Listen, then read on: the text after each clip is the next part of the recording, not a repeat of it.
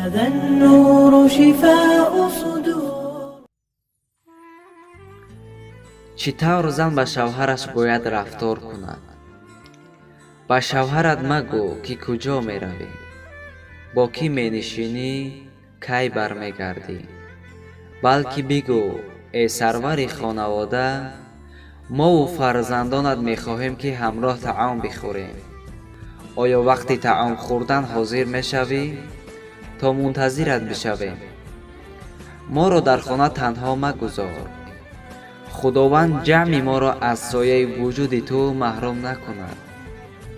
اگر دیر کرد زنگش بزن و بگو عزیزم کدام خوراک را برایت آماده کنم، میل دلت بر چیست؟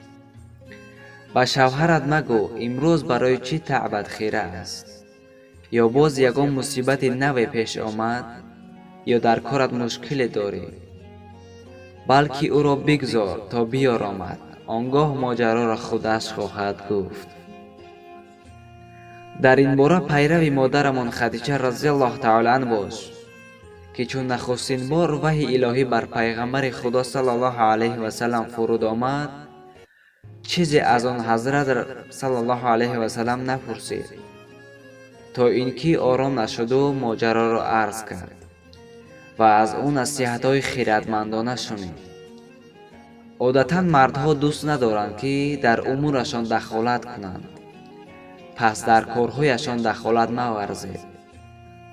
مردان میخواهند زنها را در خانه با پیراهن زیبا و آراسته ببینند، پس سر و لباس خود را آزاده و آراسته نگه دار تا باعث خوشحالی شوهر گردی. خداوند همه زنهای مؤمن را توفیق بندگی عطا فرماید تا رازگی خداوند و شوهرهایشان را به دست آورند. آمین.